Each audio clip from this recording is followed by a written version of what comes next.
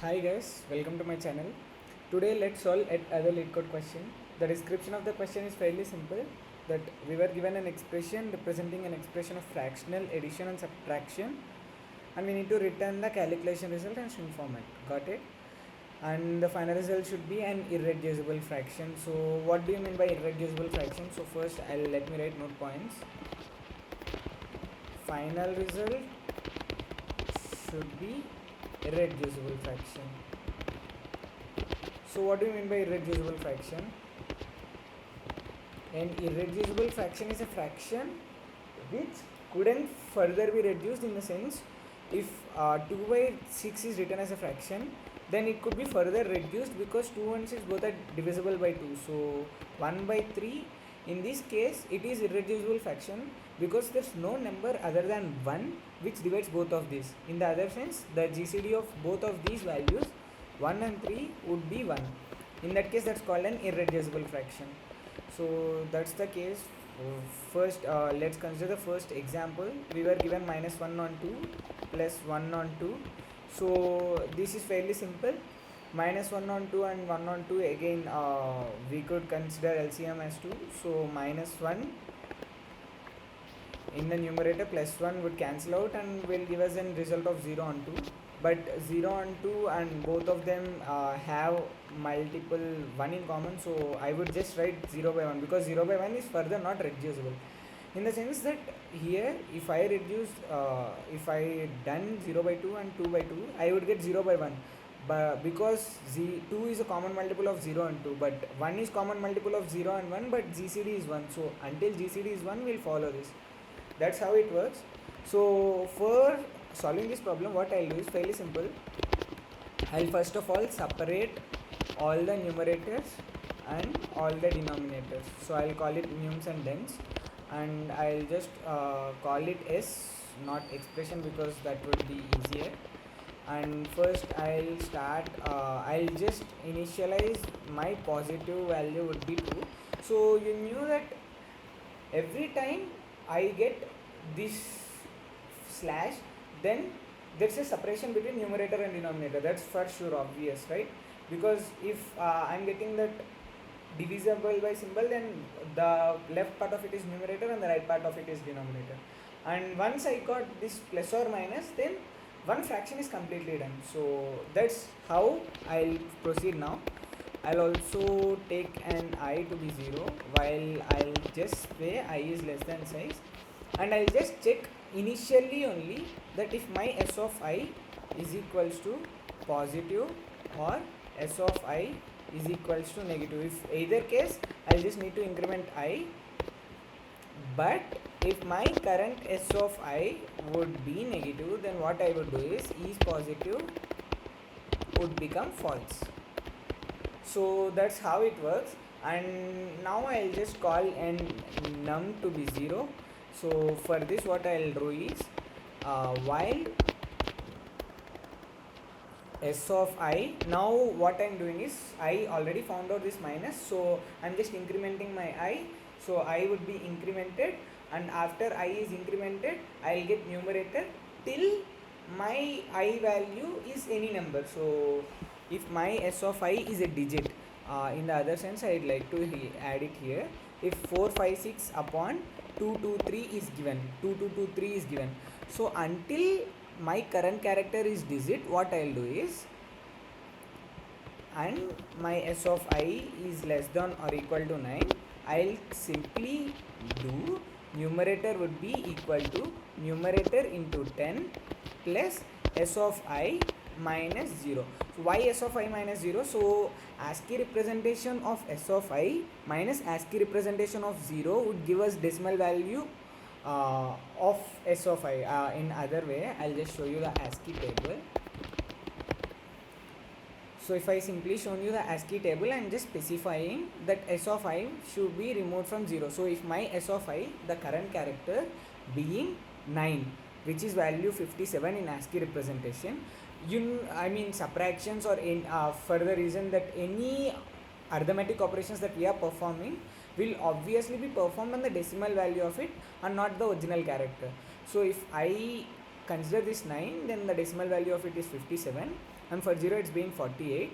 So what I'm doing is I'm just subtracting 57 minus 48. So 57 minus 48 will again give me 9, and that's the decimal value of, and that's the decimal value that we needed. And why am I multiplying with 10? So initially what my num would be is 4. That's the first character, but I also found the other character, so I'll just specify it would be into 10, because I already found the unit digit, so this should be moved to tens digit, and plus 5. And now this is done, so I'll just specify this will be 45. So 45 would be multiplied upon into 10 and then followed by 6. So this would be 456. That's how it works. And I'll just increment my I. So once we are up to there, then if we came out of the lead, that means that we are finding a forward slash. So I'll just increment I again, and I'll also call a denominator. The logic here would be same, but instead of numerator, now I'll be having denominator. So din will be 10 into 10 and plus 5 s of I minus 0. So I'll also call if negation of is positive, in the sense that is positive is false, then my num would be into minus equal to 1, because that's a negative number, and nums dot pushback num followed by dens dot pushback den. So I found all numerators and denominators. Numerators and denominators should be all of same size. SCF I'll call it. F stands for fractions, and I'll just call it nums dot size. I'll just check if I'm getting everything as expected or not. So I'll just try debugging this out. I'll just print upon my nums of I followed by dens of I followed by endl. So I'll just return empty string currently for just verification purpose. And there's some issue over here, being end of L, it should be not end. I'm sorry for that. End L specifies the end line.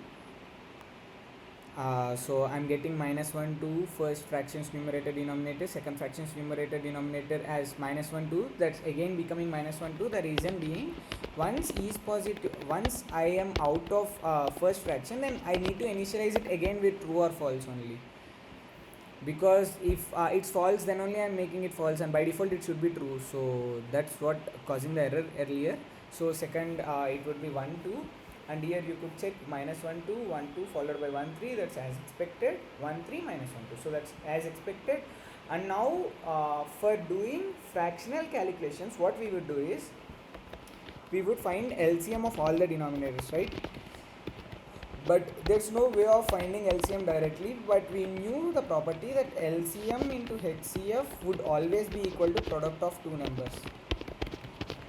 So what I'll do is LCM would be initialized with 1, and I'll specify for int I equal to 0, I is less than size f, I plus plus, my LCM of the numbers to be equal to product of two numbers. So first number LCM itself followed by the second number is dens of I and followed by GCD. So GCD we could do it directly. GCD stands for greatest common divisor, and C++ is already having inbuilt method for that, which is underscore underscore GCD followed by we need to provide two numbers. So I'll just provide LCM and denominators of I, and I'll just try printing out my LCM. So you could check out my LCM over here, what it's going to be here. And LCM here is 2, because 2 and 2 LCM is always 2. 2, 2, 3 LCM should be 6, because 6 is the highest least common multiple, that's where 2, 3 are factors of it. Here also it's 6, that's fine.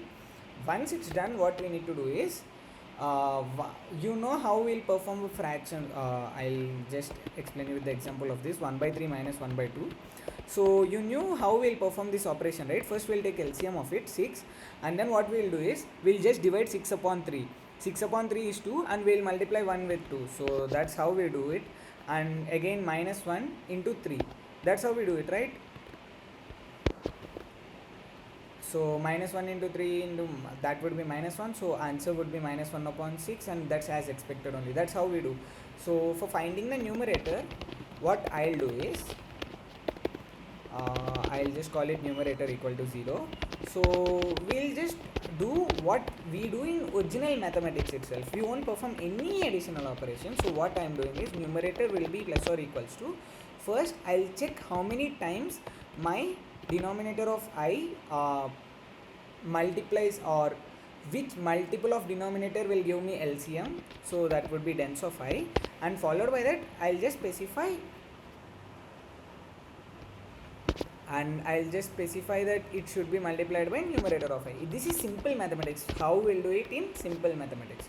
So I'll just check out that's done of it, and we will need to produce the irreducible form. So I'll just check if my numerator is equals to 0, then I'll simply return 0 on 1, because there's no need of checking any denominator, because in that case if denominator is x, numerator being 0, I'll just divide both numerator and denominator by x, so it would be 0 by x upon z, x by x, 0 by x being 0, x by x being 1, so that would be 0 upon 1. That's the first case of it. Else what I'll do is I'll just compute GCD. So GCD would be computed for positive numerator and denominator, so I'll just call it absolute of numerator followed by absolute of LCM. So that's done of it, and then what we'll return is, we'll return toString of numerator upon GCD, numerator upon GCD plus this followed by toString denominator upon GCD. So denominator is LCM over here, so that would be LCM on GCD. So if I just try checking out if I made any mistake or not, so there's no matching function call. I'll just call it for numerator and denominator, later we'll check for it. So that would be LCM and GCM. So we would end up with obviously an answer, and I'll also need to check if GCD is less than or equal to less than 0, then I'll simply multiply it with -1, because I need to make it always positive. Anyhow numerator is being negative, so no need to take GCD again negative, so I'll just make it positive. So that's working fine. Let me just submit this out. This is very simple mathematics. We bet 100% people with our complexity, that's too great of it. I'll also specify my C++ compiler not to import any library from C that will be useful for taking input or giving output anything. So I'll just specify cin.i is null, cout.i is null, and I'll just try submitting it now. Anyhow, we'll already found out the answer, and fairly that should be reduced of it. So that's working fine. Feel free to add anything in the comment section if you think anything is unclear. Thanks a lot.